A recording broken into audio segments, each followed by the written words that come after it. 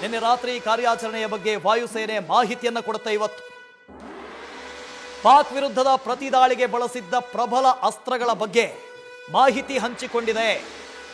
CUAS counter unmanned aircraft system, ಇದನ್ನು ನಾವು ಬಳಕೆ ಮಾಡಿದ್ವಿ. ಪೆಚೋರಾ ಮಿಸೈಲ್ ಅನ್ನ ಬಳಕೆ ಮಾಡಿದ್ವಿ, ಸಮರ್ ಮಿಸೈಲ್ ಅನ್ನ ಬಳಕೆ ಮಾಡಿದ್ವಿ, AD ಗನ್ ಇದನ್ನು ಕೂಡ ಬಳಕೆ ಮಾಡಿದ್ವಿ.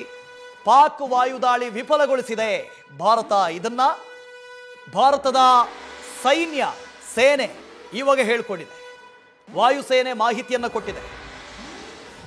ಆಪರೇಷನ್ ಸಿಂಧೂರ 3.0 ಭಾರತ ಎಲ್ಲೆಲ್ಲಿ ಏನೇನನ್ನ ನಷ್ಟ ಮಾಡಿದೆ. ಪಾಕಿಸ್ತಾನದ 16 ನಗರಗಳಲ್ಲಿ ದಾಳಿ ಮಾಡಿದೆ. ನೇರವಾಗಿ ನಗರಗಳನ್ನು ಟಾರ್ಗೆಟ್ ಮಾಡಿತ್ತು. ಭಾರತ ಯಾವತ್ತೂ ನಗರಗಳನ್ನು ಟಾರ್ಗೆಟ್ ಮಾಡಿರಲಿಲ್ಲ. ಅವರ ಸಿವಿಲಿಯನ್ ಜನರು ಯಾರಿದ್ದಾರೆ, ನಾಗರಿಕರು, ಅವರ ಮೇಲೆ ಯಾವತ್ತೂ ಕೂಡ ದಾಳಿ ಮಾಡಿರಲಿಲ್ಲ.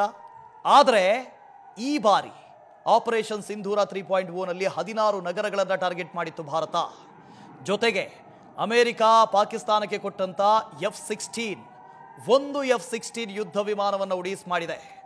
ಚೀನಾ ಪಾಕಿಸ್ತಾನಕ್ಕೆ ಕೊಟ್ಟಿರುವ ಜಾಯಿಂಟ್ ಫೈಟರ್ JF-17 ಈ ಯುದ್ಧ ವಿಮಾನವನ್ನು ಉಡೀಸ್ ಮಾಡಿದೆ. ಅದು ಎರಡು ಯುದ್ಧ ವಿಮಾನವನ್ನು ಉಡೀಸ್ ಮಾಡಿದೆ. ಅದರ ಜೊತೆಗೆ 5 ಏರ್ ಡಿಫೆನ್ಸ್ ಸಿಸ್ಟಮ್ಗಳು, HQ-16, HQ-9 ಈ ಥರದ 5 ಏರ್ ಡಿಫೆನ್ಸ್ ಸಿಸ್ಟಮ್ಗಳನ್ನು ಸಂಪೂರ್ಣವಾಗಿ ಧ್ವಂಸ ಮಾಡಿದೆ, ಡಿಸ್ಮ್ಯಾಂಟಲ್ ಮಾಡಿದೆ. ಅದರ ಜೊತೆಗೆ ಹಲವು ಮಿಸೈಲ್ಗಳು, 50-60 ಅಂತ ಲೆಕ್ಕ ಹೇಳ್ತಾ ಇದ್ದಾರೆ, ಹಲವು ಮಿಸೈಲ್ಗಳನ್ನು ಕೂಡ ಭಾರತ ಫಿನಿಶ್ ಮಾಡಿದೆ. ಭಾರತದ ಏರ್ ಡಿಫೆನ್ಸ್ ಸಿಸ್ಟಮ್ ಬಹಳ ಪ್ರಖರವಾಗಿ, ನಿಖರವಾಗಿ ಆ ಎಲ್ಲ ಮಿಸೈಲ್ಗಳನ್ನು ಹೊಡೆದುರುಳಿಸಿದೆ. 50 ಡ್ರೋನ್ಗಳು, ಆ ಡ್ರೋನ್ಗಳನ್ನು ಕೂಡ ಢಮಾರ್ ಮಾಡಿದೆ. ಸರ್ವಿಲೆನ್ಸ್ ವಿಮಾನ ಅದನ್ನೂ ಫಿನಿಶ್ ಮಾಡಿದೆ. ಅಲ್ಲಿಗೆ ಪಾಕಿಸ್ತಾನದ ಮುಖ್ಯವಾಗಿರುವಂಥ ಏನು ಮೆಷಿನರೀಸ್ ಇದ್ದಾವೆ, ವಾರ್ ಹೆಡ್ಗಳಿದ್ದಾವೆ, ಇದೆಲ್ಲವನ್ನ ಭಾರತ ಫಿನಿಶ್ ಮಾಡ್ದಂಗೆ ಆಯಿತು. ಇನ್ನು ಏರ್ಬೋರ್ನ್ ವಾರ್ನಿಂಗ್ ಕಂಟ್ರೋಲ್ ಸಿಸ್ಟಮ್ ಅದನ್ನು ಕೂಡ ಭಾರತ ಡೆಸ್ಟ್ರಾಯ್ ಮಾಡಿದೆ, ನಾಶ ಮಾಡಿದೆ.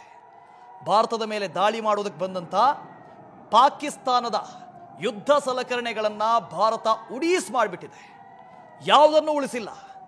ಹಾನಿಯಾಗಿರೋ ಸ್ವರೂಪ ನೋಡಿ, 50 ಡ್ರೋನು, ಹಲವು ಮಿಸೈಲ್ಗಳು, ಅದರ ಜೊತೆಗೆ ಫೈಟರ್ ಜೆಟ್ಗಳು, ಅದು ಅಮೇರಿಕ ಕೊಟ್ಟಂಥ F-16 ಅದಕ್ಕೆ ಲೆಕ್ಕ ಕೊಡಬೇಕೀಗ ಅವರು. ಚೀನಾದ 2 ಫೈಟರ್ ಜೆಟ್ಗಳು JF-17 ಅದನ್ನು ಕೂಡ ಭಾರತ ಹೊಡೆದುರುಳಿಸಿದೆ. ಎಲ್ಲದಕ್ಕೂ ವಿಡಿಯೋ ಸಾಕ್ಷ್ಯ ಇದೆ. ಇವತ್ತಿನವರೆಗೆ ಪಾಕಿಸ್ತಾನ ಸಾಕ್ಷಿ ಕೊಡಿ ಅಂತ ಕೇಳ್ತಾ ಇತ್ತು. ಈ ಬಾರಿ ಸಾಕ್ಷ್ಯ ಕೇಳುವುದಕ್ಕೆ ಇಲ್ಲ, ಎಲ್ಲವೂ ವಿಡಿಯೋ ಎವಿಡೆನ್ಸ್ಗಳು ನಿಮ್ಮ ಕಣ್ಣ ಮುಂದೆ ಕಾಣಿಸ್ತಾ ಇದೆ. ಪಾಕ್ ಮಿಸೈಲ್ಗಳು ಬಂದಿದ್ದು, ಅದನ್ನು ಭಾರತ ಟ್ಯಾಕಲ್ ಮಾಡಿದ್ದು, ಭಾರತ ಅದನ್ನು ಹೊಡೆದುರುಳಿಸಿದ್ದು, ಎಲ್ಲ ವಿಜುವಲ್ಸ್ಗಳು ಕೂಡ ಇದ್ದಾವೆ. ಪಾಕಿಸ್ತಾನದ ಮೇಲೆ ಭಾರತ ಯಾವ ರೀತಿಯಾಗಿ ಪರಾಕ್ರಮ ಮೆರೀತು ಅನ್ನೋದಕ್ಕೆ ಸಾಕ್ಷಿಗಳು ಕೂಡ ಇದ್ದಾವೆ. ಈಗ ಪಾಕಿಸ್ತಾನಕ್ಕೆ ನೆನಪಾಗಿದೆ, ಅಮನ್ ಕಿ ಆಶಾ ಅಂತ ಹೇಳ್ತಾ ಇದೆ. ಶಾಂತಿ ಇದನ್ನು ಯಾವತ್ತೋ ಹೇಳಬೇಕಾಗಿತ್ತು, ಇವತ್ತು ಪಠಣೆ ಮಾಡ್ತಾ ಇದೆ. ನಿಮ್ಮವರೇ ಬಂದು ಕಲ್ಮಾ ಪಠಣೆ ಮಾಡಿ ಅಂತ ಹೇಳಿದ್ರಲ್ಲಪ್ಪ. 26 ಜನ ಅಮಾಯಕರ ಜೀವ ನಿಮ್ಮ ಆ ಪಾಯಿಂಟ್ ಬ್ಲ್ಯಾಂಕ್ನಲ್ಲಿ ಹೊಡೆದು ಬಿಸಾಕಿದ್ರಲ್ಲ, ಅವಾಗ ಗೊತ್ತಾಗ್ಲಿಲ್ವಾ ಶಾಂತಿಯ ಬಗ್ಗೆ? ಅವತ್ತು ನಿಮಗೆ ಈ ಅಮನ್ ಕಿ ಆಶಾ ಇರಲಿಲ್ವಾ? ಯಾವಾಗ ಇಡೀ ಪಾಕಿಸ್ತಾನ ಸುಟ್ಟು ಭಸ್ಮವಾಗುತ್ತೆ ಅಂತ ಗೊತ್ತಾಯಿತೋ, ಈಗ ಅಮನ್ ಕಿ ಆಶಾ. ಕೇವಲ ಭಾರತ ಮಾತ್ರ ಅಲ್ಲ ಯುದ್ಧ ಮಾಡ್ತಾ ಇರೋದು ಪಾಕಿಸ್ತಾನದ ಜೊತೆಗೆ. ನೀವಿಲ್ಲಿ ಗಮನಿಸಬೇಕು, ಪಕ್ಕದಲ್ಲಿ ಇರಾನ್ ಇದೆ. ಯಾವಾಗ ಇರಾನ್ ದಾಳಿ ಮಾಡೋದಕ್ಕೆ ಶುರು ಮಾಡುತ್ತೋ ಗೊತ್ತಿಲ್ಲ ಪಾಕಿಸ್ತಾನಕ್ಕೆ, ಅಲ್ಲಿಂದ ಅವ್ರ ಕತೆ ಮುಗೀತು ಅಂತ ಲೆಕ್ಕ. ದಶ ದಿಕ್ಕುಗಳಿಂದಲೂ ಕೂಡ ಪಾಕಿಸ್ತಾನವನ್ನ ಅವರ ಮಿತ್ರರು ಒಂದು ಕಾಲದಲ್ಲಿ ಆಗಿದ್ದಂಥ, ಇವಾಗ ಶತ್ರುಗಳಾಗಿರುವಂಥ ಎಲ್ಲರೂ ಕಾದು ಕುಳಿತಿದ್ದಾರೆ ಯಾವತ್ತು ಫೈಟ್ ಮಾಡಬೇಕು ಅಂತ.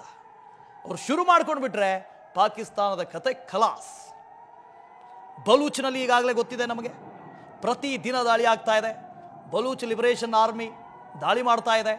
ಇನ್ನೊಂದು ಕಡೆ ಖೈಬರ್ ಪಖ್ತೂನ್ಖ್ವಾ ಭಾಗದಲ್ಲಿ ತೆಹರಿಕಿ ತಾಲಿಬಾನ್ ಸಂಘಟನೆ, ಅದನ್ನು ಕೂಡ ನಾವು ಸ್ವತಂತ್ರಗೊಳಿಸ್ತೀವಿ ಅಂತೇಳಿ ಹೋರಾಟ ಮಾಡ್ತಾ ಇದೆ.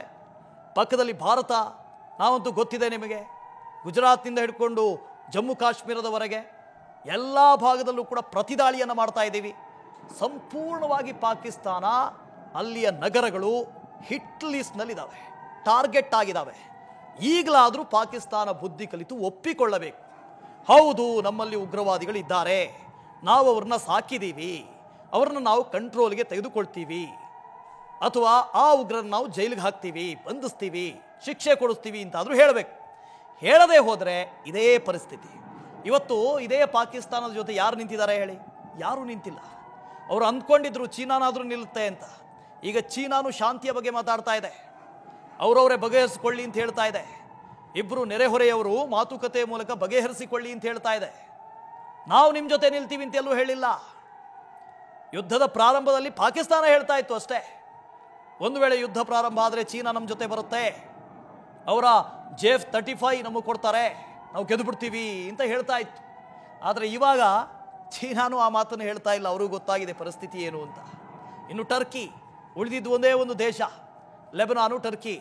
ಇವು ಯಾವುದಾದ್ರೂ ಬಂದರೆ, ಒಂದು ವೇಳೆ ಬಂದರೂ ಕೂಡ ವಿಶ್ವಸಂಸ್ಥೆಯಿಂದ ಛೀಮಾರಿ ಹಾಕಿಸ್ಕೊಳ್ತಾರೆ, ಅಥವಾ ವಿಶ್ವದ ಬೇರೆ ಬೇರೆ ರಾಷ್ಟ್ರಗಳಿಂದ ಛೀಮಾರಿ ಹಾಕಿಸ್ಕೊಳ್ತಾರೆ. ನ್ಯೂಸ್ ಫಸ್ಟ್, ನಿರ್ಭೀತಿಯಿಂದ ನಿಮ್ಮ ಪರವಾಗಿ.